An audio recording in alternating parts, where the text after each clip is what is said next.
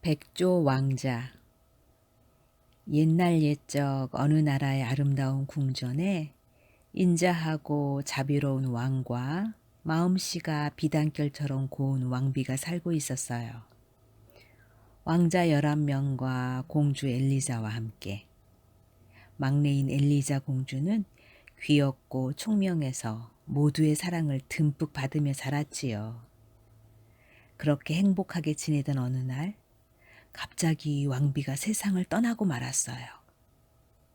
얼마 후 왕은 새 왕비를 맞이했어요. 그런데 이 새 왕비는 무서운 마녀였어요. 새 왕비는 아이들을 무척 싫어해서 매일매일 왕에게 왕자들과 공주를 이런 이유 저런 이유를 달아 헐뜯었지요.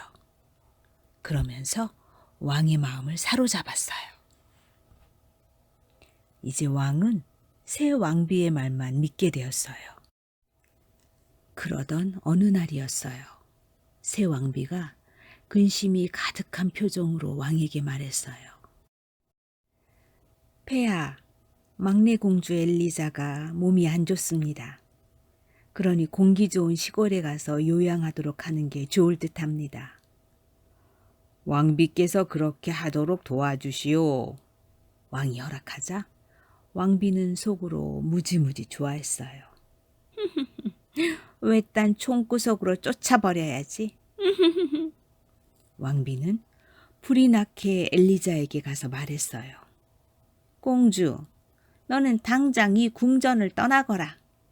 떠나서 시골 농가로 가 살아. 네? 엘리자는 깜짝 놀랐어요. 뭘 그리 놀라느냐? 왕께서도 허락하신 일인데. 네, 알겠습니다. 공주 엘리자는 흐느끼면서 궁전을 떠났어요. 왕이 그렇게 애지중지하던 막내가 내 눈앞에서 없어지니 속이 다 후련하다. 그래, 이제는 왕자들 차례야. 어찌하면 좋을까? 아, 그렇지. 손가락을 딱 하고 튕긴 새왕비가 씩 웃었어요. 마음씨 나쁜 못된 새왕비는 왕자들에게 마법을 걸었어요. 말 못하는 백조가 되어 멀리 날아가거라. 이유도 모르고 갑자기 백조가 된 11명의 왕자들은 구슬피 울면서 정든 궁전을 떠났어요. 백조가 된 왕자들은 엘리자가 사는 먼 시골까지 날아갔어요.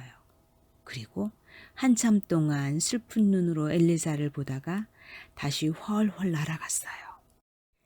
엘리자는 날아가는 백조들이 왕자들이라는 것을 까맣게 모르고 있었지요. 보고 싶어요, 아바마마. 잘 계시지요? 오빠들도 보고 싶어요. 엘리자는 엘리자대로 매일매일 아버지와 오빠들을 그리워하면서 지냈어요. 시간은 흐르고 흘러 어느새 막내 공주 엘리자는 15살이 되었어요. 엘리자는 다시 궁전으로 돌아왔지만 반겨줄 오빠들은 아무도 없었어요. 이렇게 가만히 있을 수 없지. 공주를 다시 내쫓아야겠어. 아름다운 엘리자를 본 새 왕비는 심통이 나서 또 못된 짓을 꾸몄어요. 새 왕비는 엘리자의 아름답고 고운 얼굴에 썩은 기름을 발랐어요. 온몸엔 호두죽을 발라서 배꼽같이 하얗던 피부를 갈색으로 만들었지요. 비단결 같던 머리카락은 마구 헝클어 놓았어요. 좋아, 좋아. 아주 잘 됐어. 아무리 보아도 엘리자의 모습은 찾아볼 수가 없었어요. 아바마마, 저예요. 막내 공주 엘리자예요. 아니, 이럴 수가. 엘리자의 모습을 본 왕이 깜짝 놀랐어요. 뭐라고? 네가 엘리자라고? 난 너 같은 공주를 둔 적이 없다. 넌 내 딸이 아니다. 여봐라. 어서 이 요상하게 생긴 걸 궁전 밖으로 쫓아내라. 아바마마, 아바마마. 궁중에서 쫓겨난 엘리자는 구슬피 울고 또 울었어요. 그 모습을 본 마음씨 고약한 새 왕비는 기뻐서 얼쩔 줄 몰랐지요. 이렇게 슬퍼하고 있을 수만은 없어. 무슨 방법을 찾아보자. 아, 이럴 때 오빠들이 있으면 얼마나 좋을까. 엘리자는 오빠들을 찾기로 마음먹었습니다. 하루 종일 걷고 또 걸었어요. 들판을 지나고 강을 건너서 숲속으로 들어갔지요. 꼬르륵 꼬르륵. 배꼽시계가 울리자 엘리자는 더욱 배가 고팠어요. 주위를 둘러보니 사과나무가 보였어요. 잘 익은 빨간 사과들이 주렁주렁 달려 있었지요. 사과를 따먹고 기운을 차린 엘리자는 걷고 또 걸었어요.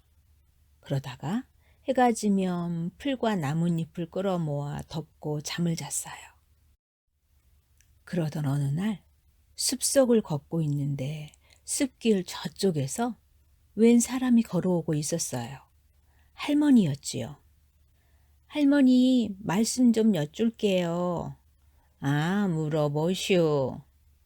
혹시 왕자 11명을 보셨나요? 11명의 왕자? 아, 못 봤소. 헌데 저 멀리 바닷가에서 머리에 금관을 쓴 백조 11마리가 헤엄을 치는 건 봤지. 금관을 쓴 백조 11마리를 보셨다고요? 아, 그렇다니까. 할머니, 그 바다는 어디로 가야 하죠? 이쪽으로 쭉 가다가 처음으로 만나는 시냇물을 따라 내려가슈. 그러다가 할머니는 엘리자에게 바다로 가는 길을 자세히 알려주셨어요. 엘리자는 할머니가 일러준 대로 처음으로 만난 시냇물을 따라서 걷고 또 걸었지요. 그러다가 처음으로 만난 강을 따라서 걷고 또 걸었어요. 와!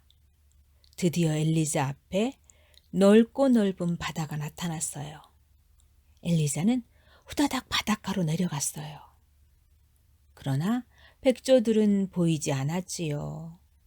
엘리자는 갑자기 기운이 쭉 빠져서 모래밭에 털썩 주저앉고 말았어요. 두 눈에는 눈물이 그렁그렁했지요. 고개를 푹 숙이자 고였던 눈물이 후두구둑 떨어졌어요. 어머나, 이건? 모래밭에 떨어진 것은 백조의 깃털이었어요. 엘리자는 깃털들을 정성스럽게 주었지요. 하나, 둘, 셋. 깃털은 모두 11개였어요. 엘리자는 푸른 하늘에 11명의 왕자들 얼굴을 그렸어요. 아, 오빠들, 보고 싶어요. 지금 다들 어디에 있어요? 네, 어디에 계세요? 엘리자의 두 눈에는 다시 눈물이 그렁그렁 맺혔어요. 푸른 하늘이 푸른 바다가 뿌옇게 보였지요. 얼마 후 해가 뉘엿뉘엿 지면서 푸른 하늘은 붉게 물들기 시작했어요. 어머! 엘리자는 깜짝 놀랐어요. 멀리서 날아오는 새들을 본 것이에요. 어머나! 날아오는 저 새들은? 아! 백조다! 백조!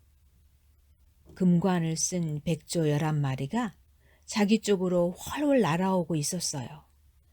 백조들을 쳐다보는 엘리자의 가슴이 두근두근했지요. 어? 엘리자는 더 깜짝 놀라서 입까지 쫙 벌어졌어요. 푸른 하늘을 물들이던 붉은 해가 바닷속으로 쑥 들어가자 모래밭에 내려앉은 백조들이 눈 깜짝할 사이에 사람으로 변하는 것을 보았기 때문이지요. 11명의 늠름한 왕자로 백조들이 변했어요. 마음씨 나쁜 새 왕비의 마법에 걸린 왕자들은 해가 뜨면 백조로 지내다가 해가 진 뒤에야 다시 사람으로 변했지요. 어머, 오빠, 오빠들! 아, 엘리자! 막내 공주인 엘리자와 11명의 왕자는 서로 너무너무 반가워서 소리쳤어요. 모두가 서로 얼싸안고 기뻐했지요. 공주와 왕자들은 밤새도록 도란도란 이야기를 나누었어요. 오빠들을 이렇게 만나서 정말 다행이에요. 이제는 오빠들과 헤어지지 않겠어요. 절대로요. 하지만 엘리자, 내일 아침에 해가 뜨면 우리는 백조로 다시 변해서 머나먼 남쪽 나라로 떠나야 해. 따뜻한 데로 말이야.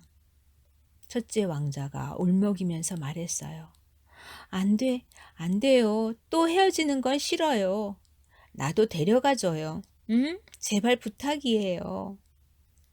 엘리자가 흐느끼면서 말했어요. 왕자들도 가엾은 막내 동생을 혼자 두고 가고 싶지 않았지요. 아, 이렇게 하면 어떨까? 모두의 시선이 셋째 왕자에게 쏠렸어요. 어떻게? 그물을 짜서 엘리자를 거기에다 태우고 함께 가는 거야. 어때 내 생각이? 어머, 셋째 오빠, 그거 참 좋은 생각이에요. 엘리자는 손뼉을 치면서 좋아했어요. 왕자들도 모두 환하게 웃으면서 고개를 끄덕였지요. 그날 밤 11명의 왕자와 막내 공주 엘리자는 버드나무 가지와 질긴 갈대로 튼튼하고도 큼지막한 그물을 만들었어요. 어느새 아침 해가 떠올랐지요. 어머나! 엘리자가 깜짝 놀랐어요. 왕자들이 다시 백조로 변하기 시작했어요. 백조들이 날갯짓을 하자 고개를 끄덕인 엘리자가 만들어 놓은 그물에 올라앉았어요.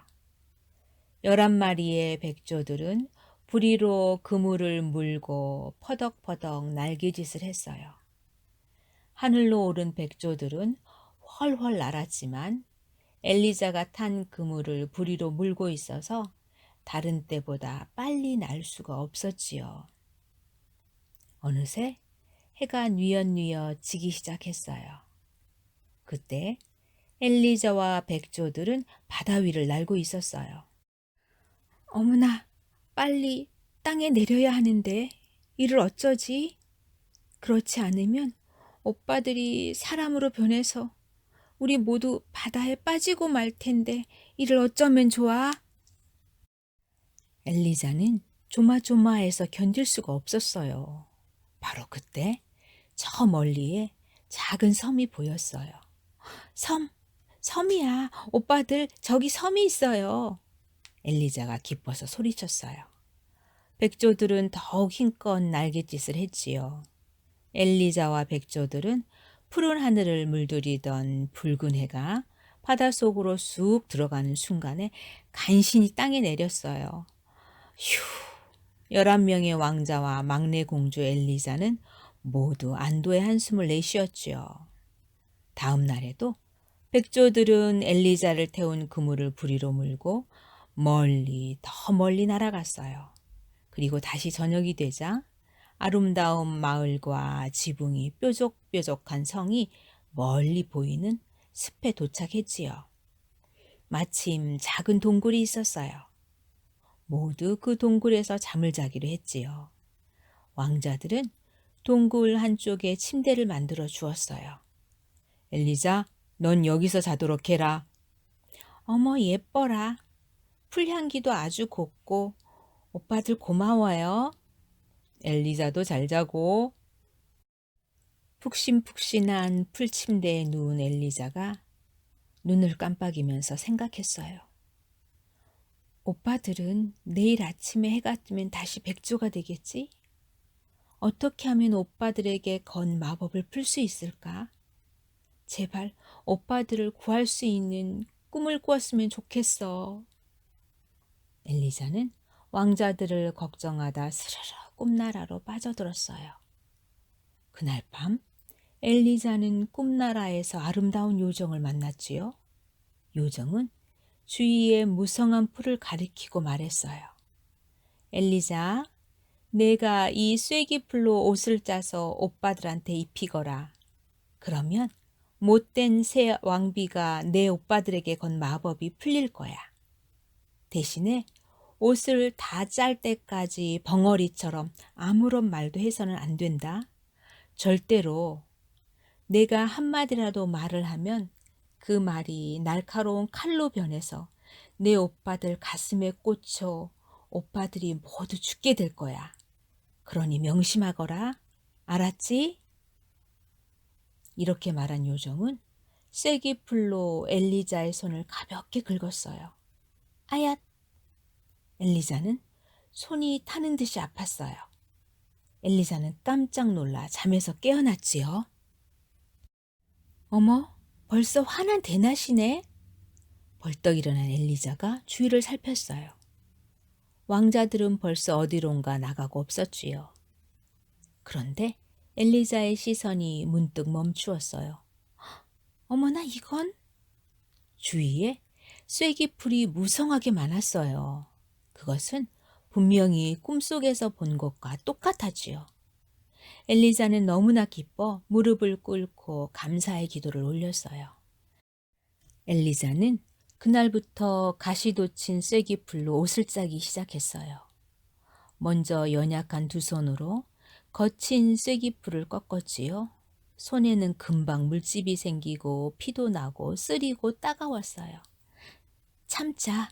오빠들을 위한 거니까 참자. 이번에는 그 거칠고 억센 쐐기풀을 맨발로 밟아서 실을 뽑아냈지요. 그 실로 한 올 한 올 옷을 짤 때마다 쐐기풀의 가시에 찔려서 손에서는 피가 났어요. 너무나 아프고 따가웠지요. 참자. 오빠들을 위한 거니까 꾹 참자. 엘리자는 이렇게 중얼거리면서 열심히 옷을 짰어요. 어느새 해가 지고 왕자들이 돌아왔어요. 왕자들은 엘리자가 벙어리가 된 것을 알고 모두 깜짝 놀랐지요. 엘리자, 마음씨 나쁜 새 왕비가 내게 마법을 걸었구나. 에이 못된 왕비. 첫째 왕자가 얼굴을 찌푸리고 말하자 엘리자가 고개를 가로저었어요. 그럼 누가 널 벙어리로 만들었어? 둘째 왕자가 묻자 엘리자는 대답 대신 자신의 손과 발을 왕자들에게 보여주었어요. 왕자들은 그제야 깨달았어요.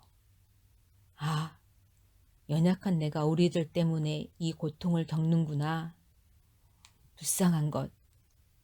막내 왕자가 엘리자의 손을 잡고 흐느껴 울었어요. 그런데 막내 왕자의 눈물이 엘리자의 손에 떨어지고 발에 떨어지자 거짓말 같은 일이 벌어졌어요. 아픈 것이 싹 가시고 불에 댄 것처럼 일어났던 손과 발의 물집이 싹 사라지고 피가 나던 상처도 모두 아물었지요. 엘리자는 밤낮을 가리지 않고 옷을 짰어요. 오빠들을 구할 때까지 아무리 힘들고 아파도 난 쉴 수가 없어. 빨리 이 옷을 다 완성해야 해. 그러던 어느 날 엘리자가 그루터기에 앉아서 옷을 짜고 있는데 숲속 어디에선가 뿔피리 소리가 들려왔어요. 이웃나라 왕이 신하들과 함께 사냥하러 나왔던 것이지요. 왕은 그루터기에 앉아있는 엘리자를 보고 한눈에 반해버렸어요. 오, 아름다운 아가씨, 여기서 무얼 하고 있습니까? 엘리자는 아무런 말도 할 수가 없었지요. 당신처럼 아름다운 아가씨가 이런 곳에 혼자 있으면 위험하오. 나와 함께 궁전으로 갑시다. 왕은 엘리자를 말에 태워 궁전으로 데리고 갔어요. 그리고 오 아름다운 아가씨, 저의 아내가 되어 주십시오. 하고 청혼했지요. 그러나 엘리자는 아무런 대답도 하지 않았고 슬픈 표정을 짓기만 했어요. 왕은 계속해서 옷을 짜는 엘리자를 보고 고개를 끄덕였어요. 왕은 그동안 엘리자가 짠 쐐기풀 옷과 옷을 짤 수 있는 쐐기풀을 넉넉히 갖다 주었어요. 그제야 엘리자가 활짝 웃었어요. 며칠 후 왕은 엘리자와 성대한 결혼식을 올렸어요. 그렇지만 쐐기풀로 옷을 짜는 일은 끊이지 않았지요. 엘리자는 밤마다 왕의 곁을 빠져나와서 쐐기풀로 옷을 짰어요. 그런데 7번째 옷을 짜기 시작했을 때 큰 걱정거리가 생기고 말았어요. 이를 어쩌나? 쐐기풀이 다 떨어졌어. 아, 그래. 공동묘지. 거기엔 쐐기풀이 무성하게 나 있을 거야. 궁전을 몰래 빠져나온 엘리자는 공동묘지로 갔어요. 아, 다행이다. 엘리자의 생각은 맞아떨어졌어요. 쐐기풀이 무성하게 많이 나 있었지요. 엘리자는 그 쐐기풀을 뜯어 한아름 안고 왔어요. 아, 이런. 10번째 옷을 거의 다 짜가는데 또 쐐기풀이 똑 떨어지고 말았어요. 엘리자는 다시 궁전을 몰래 빠져나가 공동묘지로 갔어요. 그 모습을 본 한 신하가 왕에게 말했지요. 전하, 밤이 이슥한데 왕비님이 공동묘지로 가시는 걸 보았습니다. 제 눈으로 똑똑히 보았습니다. 왕비님은 나쁜 마녀가 틀림없습니다. 아니요, 절대 왕비는 마녀가 아니요. 내가 가서 확인해서 증명해 보이겠소. 왕은 불이 나게 공동묘지로 달려갔어요. 그리고 숨을 죽이고 주위를 살폈지요. 아니, 이럴 수가. 왕은 쐐기풀을 뜯고 있는 엘리자를 보고 깜짝 놀랐어요. 그렇다면 왕비가 정말 나쁜 마녀란 말인가? 할 수 없이 왕은 엘리자를 감옥에 가두라고 명령했지요. 그러나 엘리자를 가볍게 여겨서 그동안 짠 쐐기풀 옷들을 감옥에 가져다 주었어요. 그리고 쐐기풀도 한 무더기 감옥에 넣어 주었지요. 엘리자는 더 열심히 쐐기풀로 옷을 짰어요. 그런데 11번째 옷을 다 짜기도 전에 날이 밝아왔어요. 그날이 바로 엘리자를 재판하는 날이었지요. 날이 밝자 엘리자는 마차에 그동안 짠 쐐기풀 옷을 실었어요. 쐐기풀도 실었지요. 그리고 재판장으로 가는 마차 안에서도 쐐기풀로 마지막 옷을 열심히 짰어요. 마차에 실린 저건 뭘까? 옷이야. 하지만 이상한 옷인데? 그래, 맞아. 저건 마녀 옷이야. 나쁜 마녀의 옷을 빼앗자! 구경하던 백성들이 엘리자가 탄 마차로 우르르 달려들었어요. 바로 그때 어디에선가 머리에 금관을 쓴 백조 11마리가 날아와서 마차를 둘러쌌어요. 백조들은 엘리자 곁에서 떠나지 않았지요. 엘리자는 쐐기풀로 짠 옷 11벌을 재빨리 백조 11마리에게 던졌어요. 쐐기풀 옷을 받아 입은 백조들은 눈 깜짝할 사이에 늠름하고도 멋진 왕자로 변했지요. 그러나 완성하지 못한 11번째 옷을 입은 11번째 왕자의 한쪽 팔은 아직 백조의 날개로 남아 있었어요. 그 모습을 본 왕도 신하들도 구경하던 백성들도 모두 깜짝 놀라서 입이 쩍 벌어졌어요.